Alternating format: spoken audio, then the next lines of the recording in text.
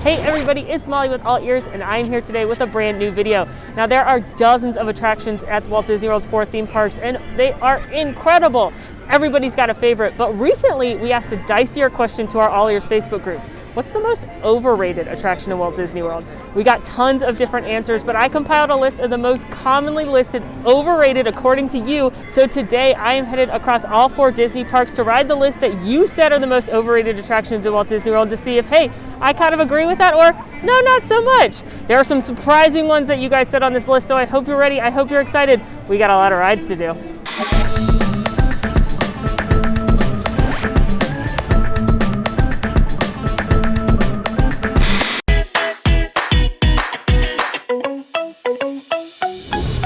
Starting things off at the Magic Kingdom, where I've got 5 different attractions to ride that you said were overrated on our Facebook page. Now, a couple of these I thought, all right, that's a fair answer. But a couple of them I thought, gasp, no, how dare you? So stay tuned, because we have some surprising answers up our sleeves. The first attraction on my list at the Magic Kingdom, the world famous Jungle Cruise. Can you believe it? This was one of the most popular comments on that Facebook post, saying that, like, it's really not that funny, the line's too long, and they don't really get why people love it so much. Honestly, I'm a little hurt by that information because I adore the Jungle Cruise. This is an African bull elephant, the second most feared animal in the jungle. There's only one thing scarier, his mother-in-law. Okay, maybe the jokes aren't for everyone. Maybe you don't love dad jokes, and I will agree that having a good skipper really makes or breaks this attraction. So if you've waited an hour and then you have a mediocre skipper, yeah, that'd be a bummer, but most of the time the skippers are great. Looks like my family's in town again, uninvited. So good to see you, you should have come. I want to provide you a little fun facts and some history about the Jungle Cruise. This attraction, opening day attraction, both here and in Disneyland, is the reason we have Disney's Animal Kingdom. Walt Disney envisioned this attraction himself based on his adventures in South America and Africa, and he wanted to be able to show guests wild creatures from around the world.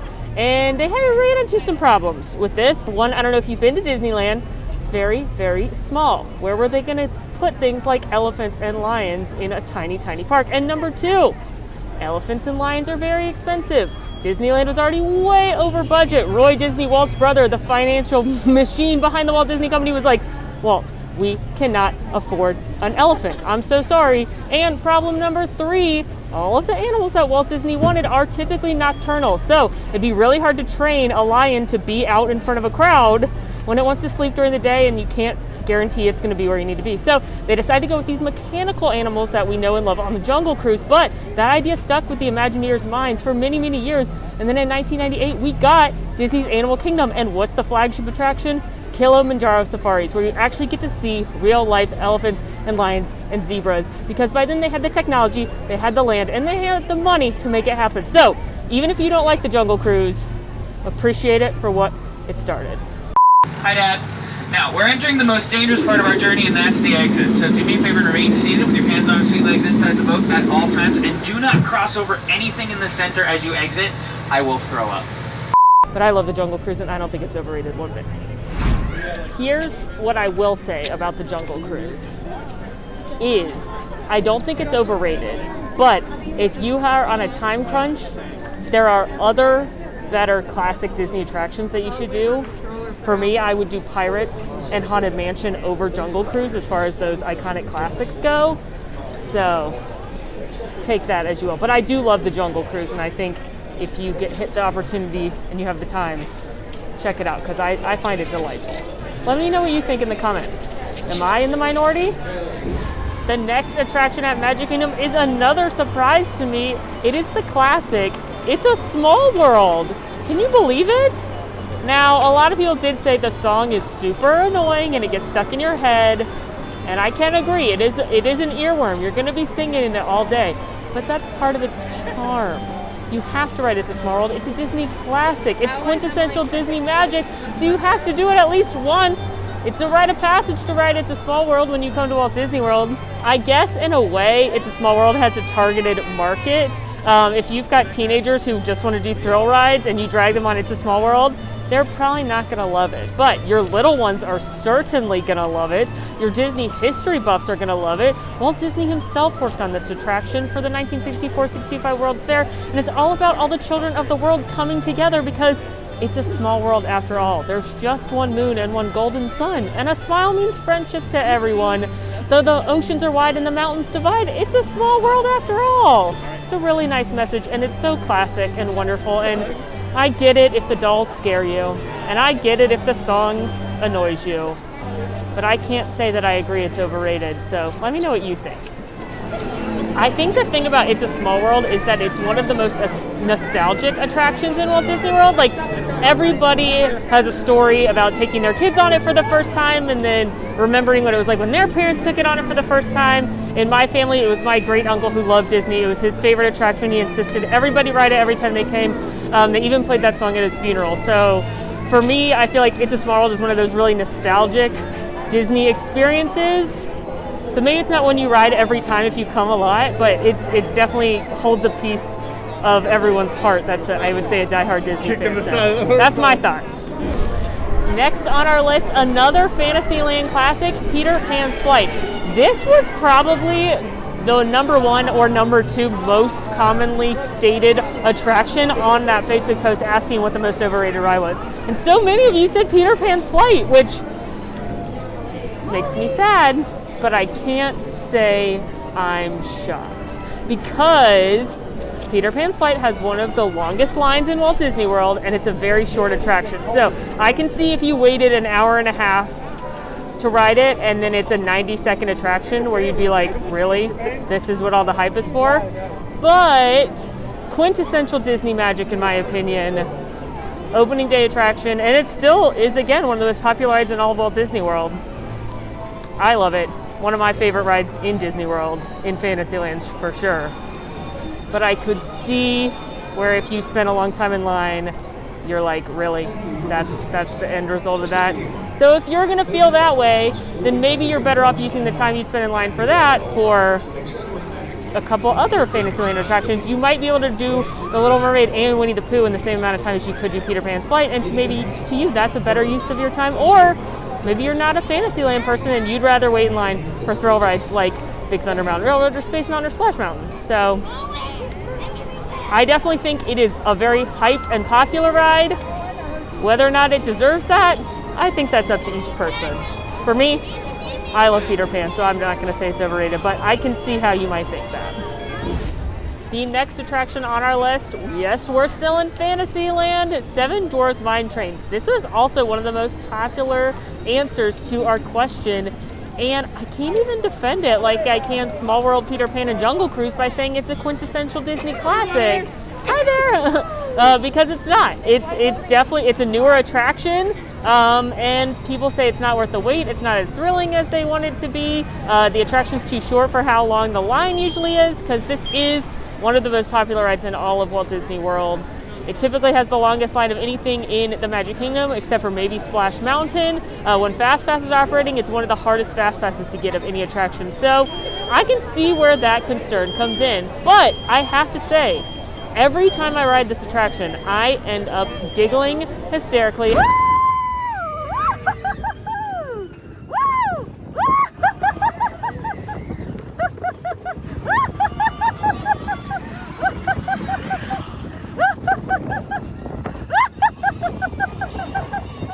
I end up loving it. I end up thinking it's got a little more zip than it looks like. I love that the cars go like this as opposed to just going like a roller coaster car. I also like that it's like part dark ride, part thrill ride, because you get to go through that scene with the Seven Dwarfs and the mine train, and I think that's really cute.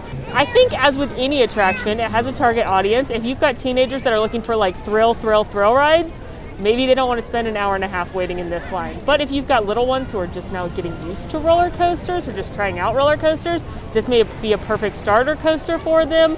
Or if you're just someone that likes a little whimsy in a roller coaster, you know it's not going to be as intense as some of the other attractions at Walt Disney World, but you still like the little whimsy of the going through the mine. For me personally, I adore it. I think it's super fun, but I still wouldn't rank it higher than Big Thunder Mountain Railroad or Space Mountain, because to me those are your quintessential classic coasters here in the Magic Kingdom.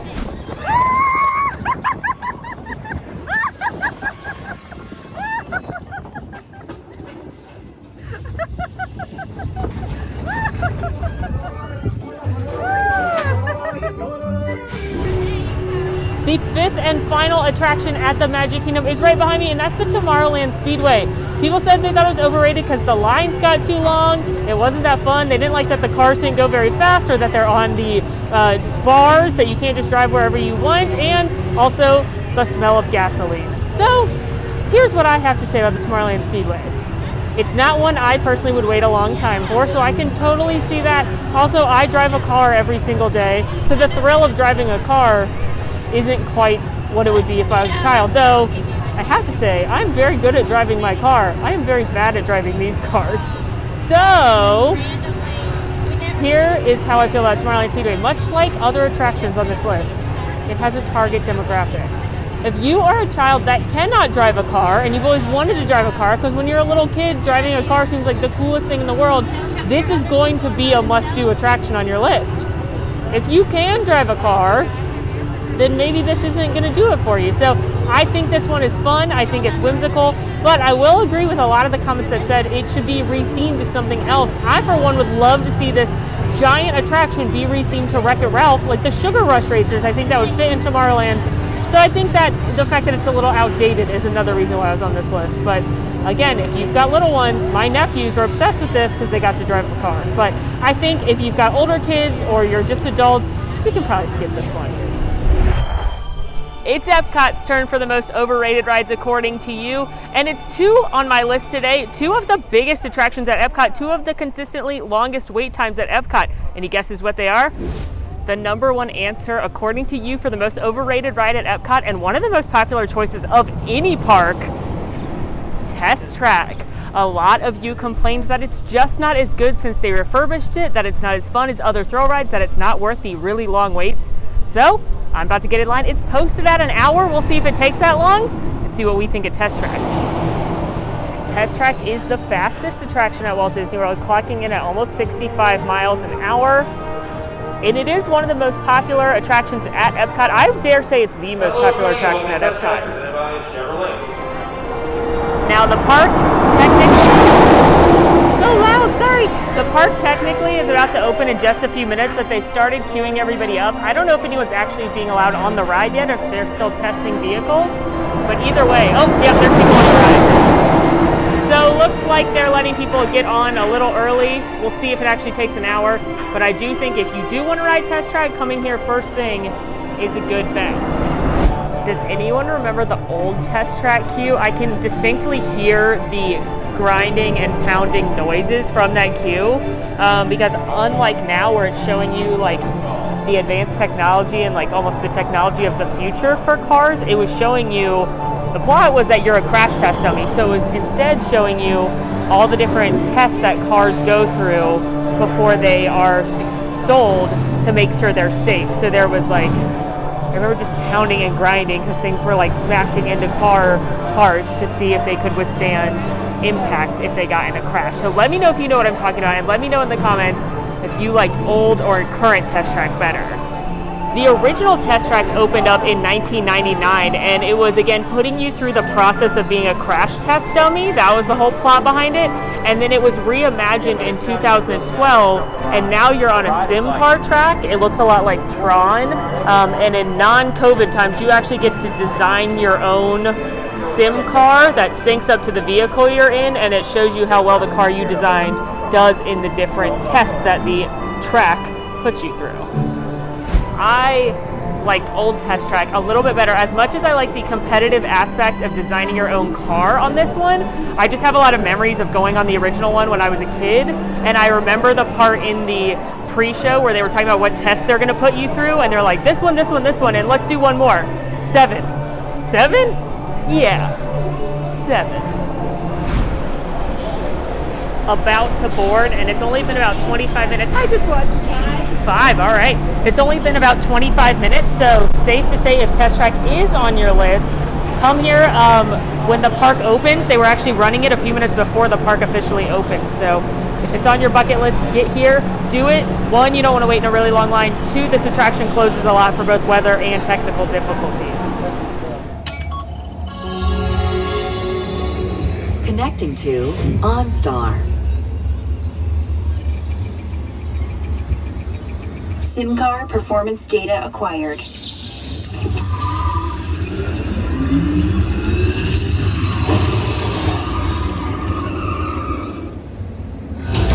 Commencing responsiveness test. Okay, the responsiveness data is now being synchronized. Automated driving technology verified and active.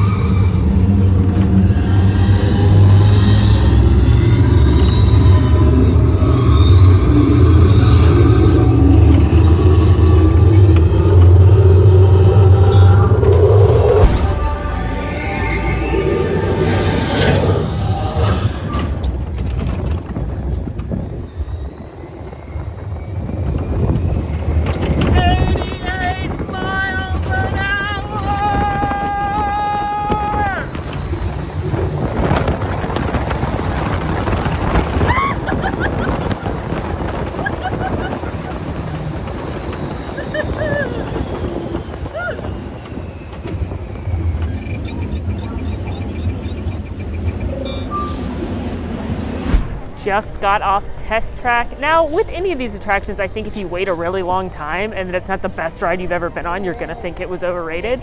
I waited less than 30 minutes.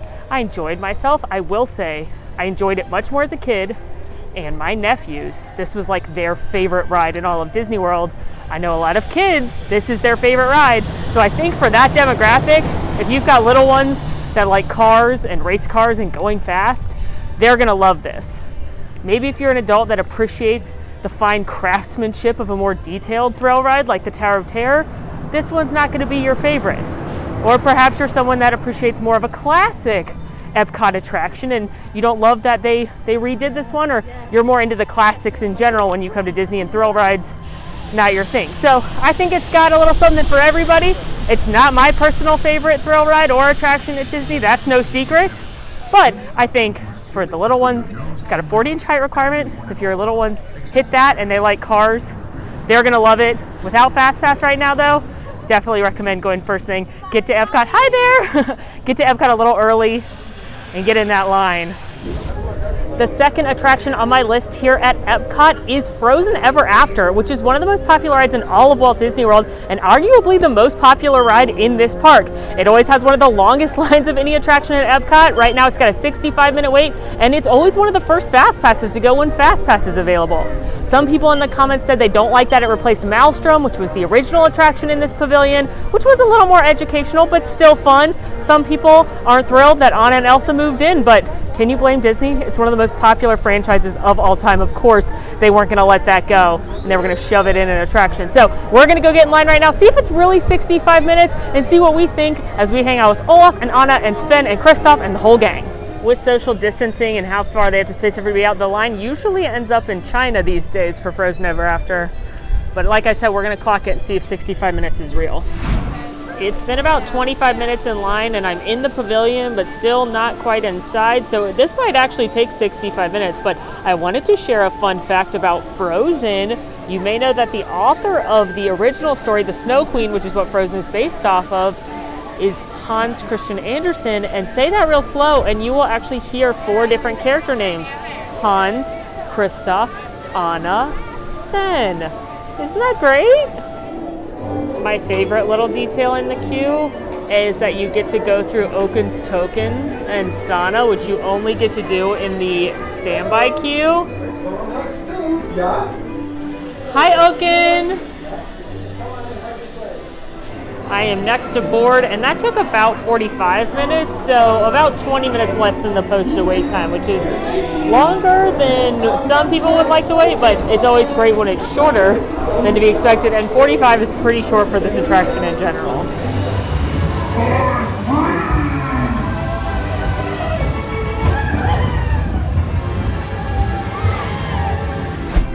I just got off Frozen Ever After. My bum is a lot wetter than it has been before. That splash down the waterfall really got me, but I do enjoy that attraction. I think it's so cute. I think the animatronics are great. The Olaf animatronic dazzles me every time. It's incredible how amazing that animatronic is. Very underrated animatronics, the Olaf and the Sven. I think that attraction's great. I could see if you waited a really long time for it and you're a thrill ride person or you're not into Frozen, how you might be like, wow, I can't believe I just wasted an hour. But I think if you've got little ones who like Frozen, if you're an adult who likes Frozen, if you're anyone who likes Frozen, if you appreciate a good animatronic. And the line's not too bad. I love it. I'm sorry, I can't agree on this one. Blu-ray for Hollywood. We've made it to Disney's Hollywood Studios on our overrated attractions as voted by you list. And it's 2 attractions that made the cut here, and it's 2 of the newest attractions in Hollywood Studios, so these may surprise you. The first attraction on my list at Disney's Hollywood Studios that some of you say is overrated, Slinky Dog Dash. Now this may come as a surprise to some of you. It's really, really popular. It's one of the hardest Fast Passes to get when Fast Pass is available. It's Toy Story themed, which makes it awesome in my book, but a lot of you said the lines are really, really long. It's not worth the long line that is mostly in the blaring sun on a hot Florida day. It's not as thrilling as you would like, so let's take a look at Slinky Dog and see what we think. Is it overrated? Or is it maybe just not for everybody? It's not uncommon for Slinky Dog's line to stretch all the way out here these days. Super, super popular attraction. Who is with them? There's no adults with them. Here we go.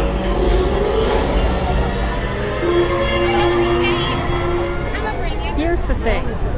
I adore Slinky Dog Dash. I think it has a little more bark, pun intended, than it looks like it does. And I enjoy myself immensely anytime I'm on it. That said, I think if you waited a super, super long line outside in the sun on a hot Florida day and it's not as thrilling as you wanted it to be or something, yeah, you may be a little underwhelmed. But I will say it's a kid pleaser. My nephews were obsessed with this one. And I think if you go either first thing or at the end of the day, especially really, really cool at night when all the Toy Story Land is lit up, I think it's a really fun attraction. So if you can get a Fast Pass when Fast Pass exists, or you can go when it's not too long, again, first thing or last thing, for me, I don't think it's overrated, but I think if you're expecting a big thrill ride like Rock and Roller Coaster, you may be disappointed. The other attraction on my list that a lot of you said is overrated here at Hollywood Studios, this bucket of bolts right here. That's right, a lot of people said Millennium Falcon Smugglers Run. Now here's my thoughts on Smugglers Run. It's clearly not as awesome as Rise of the Resistance, like not even a contest. And I guess you could argue that the technology is not as cool on Millennium Falcon because it is essentially like Mission Space and Star Tours had a baby and it's the fastest hunk of junk in the galaxy. And I could argue that in a pre-closure world where you were paired with random parties to go on your adventure, if you had dreamt your whole life of being in the Millennium Falcon and then some kid gets the pilot seat and they're bad at it and they're not in your family, I could see where that's not that much fun. But what I can tell you is when you are with all of your family and you've got a bunch of them in there and you're all laughing and yelling and screaming and having a great time, I think it's a really fun experience. So for me, I think this one is very case by case and who you're sitting with and what your experience is on the attraction, because the group you're with really make or break Millennium Falcon Smugglers Run, as well as what position you get. Pilot is greater than gunner, which is greater than engineer, in my opinion, which I think is the collective decision when it comes to Smugglers Run fans. Make the jump to light speed.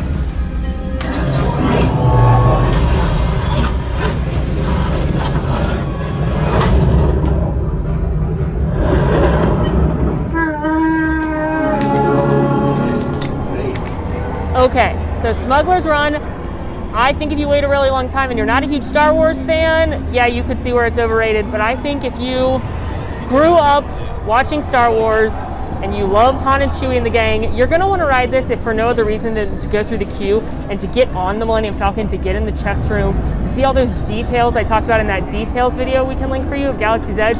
You're going to want to see it because it's like the Millennium Falcon. It's come to life. It's been 40 plus years in the making and it's right here. But if you're not a huge Star Wars fan, if you're not a huge simulator fan, then yeah, sure, maybe this is one you could skip. But for me, I enjoy it when I go on it, especially when I've got family and friends with me. Made it to Disney's Animal Kingdom, and I've got one attraction on the list of the most overrated rides in Walt Disney World, which is pretty good. There's a lot of really great Animal Kingdom attractions, so only one, that's the lowest of any park. But I wonder if you can guess what it is. Spoiler alert, it's in the newest land of this park. here we are outside of the one attraction that you put on the most overrated rides in Disney World list, Navi River Journey. This is that slow-moving boat ride in Pandora. I get it. It's not as awesome as Flight of Passage. Very few things are. So the fact that you've got something as amazing as Flight of Passage and then a slow-moving boat ride, yeah, maybe if you waited in a long line, you might think it's a little overrated. But I personally think it's pretty cool, specifically for that Shaman of Song animatronic at the end. It's an absolutely incredible animatronic, one of the best Disney's ever made. So I think going on the boat ride at least once just to see that is totally worth it. Now this is one I would say, I personally think about 30 minutes is the most I want to wait for it. But if you've never done it before, maybe a little bit longer would be your max. But I mean, yeah, if you get the choice, this or Flight of Passage, do Flight of Passage. But I don't think if you spend 30 minutes and then you see that animatronic, you're gonna be disappointed. That's just me. What do you think? I also like boat rides. They're a very classic Disney ride vehicle. Pirates of the Caribbean, It's a Small World. So I like boat rides, which makes it fun too. And if you've got little ones that aren't tall enough to ride Flight of Passage, they can enjoy that while you're doing while the other people in the party are doing Flight of Passage. So I think all of these depends on how long you wait in line. And if you wait less than 30 minutes for any of these, I don't really think they're overrated. If you wait a really long time and it's not the best ride ever, then any ride could be overrated. So, ultimately, I was pretty surprised by quite a few on this list, including some of the classics at Magic Kingdom, like the Jungle Cruise, some of the newer attractions like Slinky Dog Dash. I don't really think any attraction's overrated. I think every attraction has a purpose and a targeted audience. And if you don't fit that audience, sure, maybe it won't be your favorite, but everybody's got their favorites.